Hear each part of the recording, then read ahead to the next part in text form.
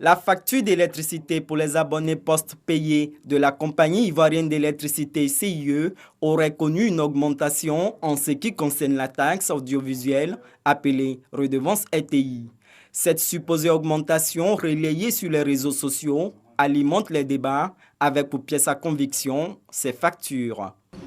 Victor est l'un des clients concernés. Il arrive à l'agence CIE au quartier André Djibi. J'ai eu la CIE dans le cadre de la redevance RTI. C'est mentionné 2 fois sur ma facture. Et je voulais savoir comment ça se passe, qu'on peut faire 2 fois la redevance sur la même facture. La responsable commerciale prend en charge sa requête. La redevance qui est affichée sur votre facture, Oui. en fait, c'est juste le rappel de la facture précédente. Oui.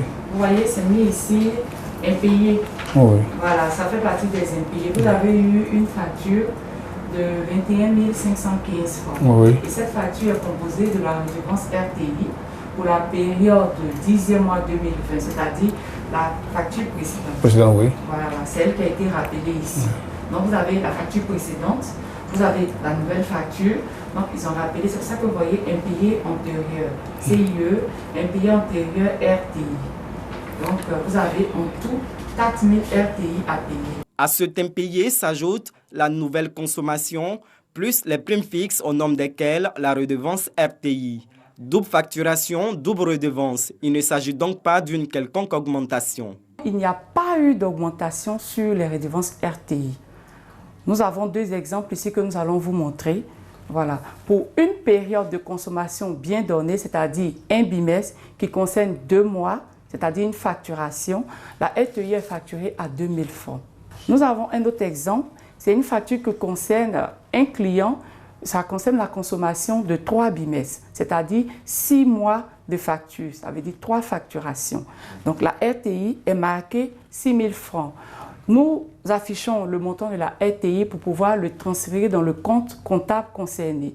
Passé les explications, Victor avec sa facture, l'arriéré y compris. Le montant est transféré à la caisse. Je suis convaincu et je suis prêt à payer ma facture. En plus des impayés qui font doubler en apparence la redevance audiovisuelle, un autre cas de figure se présente.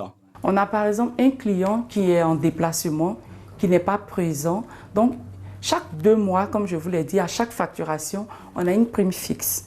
Donc, ce client-là, sans consommation, il a la prime fixe. La prime fixe et la redevance RTI qui est facturée. Donc, s'il a fait 6 mois à l'extérieur, c'est-à-dire 3 facturations, bien entendu, la RTI, il y aura un cumul. Donc, les 2 000 fois 3 seront affichés sur sa facture. Quoi qu'il en soit, la CIE est ferme. La redevance RTI n'a aucunement connu d'augmentation. Liée par une convention entre autres de commercialisation de l'électricité avec l'État de Côte d'Ivoire, la CIE n'a pas compétence pour augmenter une taxe, notamment la redevance audiovisuelle. Nous n'avons pas de décision à prendre concernant l'augmentation ou la majoration de telle taxe ou telle taxe. C'est l'État de Côte d'Ivoire qui décide. Et par arrêté ministériel, interministériel, nous, la CIE, nous appliquons.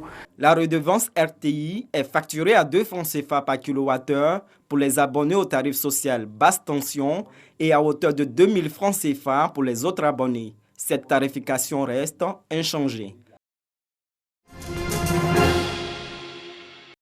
C'est un ouf de soulagement pour les ménages et les consommateurs. Le prix de l'huile de table et de la baguette de pain n'augmenteront pas, du moins pour le moment. Le ministre du Commerce et de l'Industrie a annoncé la suspension des différentes augmentations constatées pour l'huile de table et à venir pour le pain. Nous sommes convenus ce jour de suspendre les hausses des prix de l'huile de table raffinée intervenues en ce mois de janvier 2021 et de geler les prix de la farine de blé. Donc, de façon concrète, toutes les augmentations qui avaient été annoncées à partir du 1er janvier 2021 concernant l'huile de table raffinée sont suspendues. Quant au sac de la farine boulangère de 50 kg, il demeure au prix maximum de 19 000 francs. Une décision obtenue après plusieurs concertations avec les industriels et acteurs de ces 2 secteurs clés.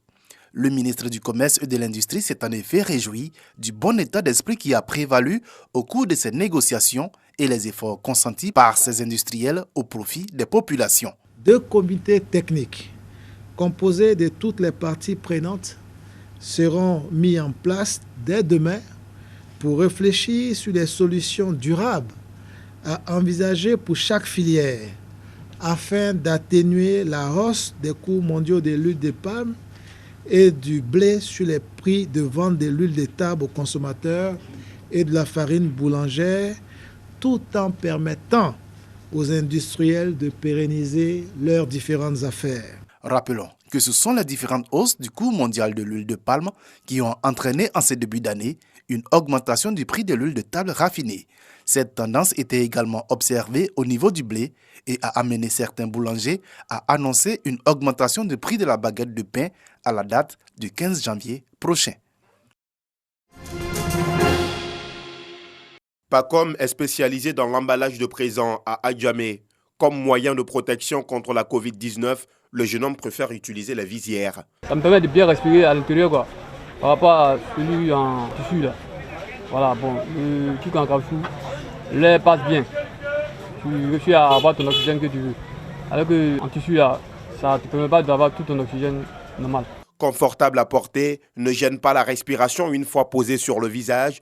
La visière est l'un des outils de protection les plus prisés par les populations en cette période de crise sanitaire.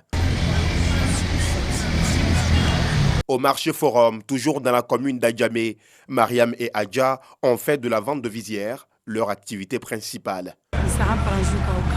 Et on vend un ici à 500. Les douzaines, on fait en gros à 2500. Actuellement, là, ces visières-là qui sont un peu. C'est ça, de ça, on est 600. Il y a l'autre qui vient payer pour les enfants. Voilà le poste. Beaucoup, mais il y en a même qui quittent au France. Et quand ils sont quittés au France pour venir, ils ont vu ça, ils ont aimé, ils ont payé. Ils payent pour envoyer chez leurs parents. Appelé visière ou écran facial, l'utilisation de cet outil de protection contre la Covid-19 est jugée encombrant par les utilisateurs du masque facial, communément appelé cache-nez. Ce cache-nez que j'utilise, pour moi, c'est un cache-nez baladin. J'arrive à me promener avec ça de partout. Quand j'arrive dans un coin où je dois l'utiliser, je le place. Et quand je finis, je l'enlève, je le plie automatiquement, je le mets dans ma poche. Contrairement aux visières, quand tu l'utilises, tu finis, tu enlèves, c'est encombrant pour moi. Vous voyez, souvent même tu es là, tu ne sais pas où tu vas le mettre, ou bien souvent même tu laisses ça partout. Et à chaque fois, ça devient un bagage pour l'homme. Pour en savoir davantage, direction l'Institut national de l'hygiène publique. Le professeur Beignet est formel sur la question. Les visières sont des équipements de protection des yeux et du visage, non des équipements de protection respiratoire. À ce titre, elles sont moins efficaces que les masques pour lutter contre la propagation du virus.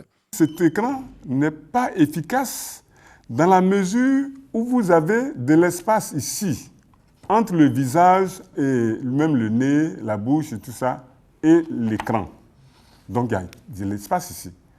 Donc si vous êtes dans une pièce non aérée, en présence de quelqu'un qui est à risque, et les particules qu'il va émettre sont dans l'air, ces particules-là peuvent passer ici et venir vous infecter. Donc, la visière n'est pas efficace. Pour la rendre efficace, la visière doit être combinée au cache-nez, selon le directeur général de l'Institut national de l'hygiène publique. Donc, vous avez le masque.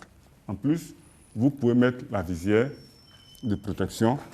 Dans ce cas, vous avez une efficacité qui est vraiment optimale.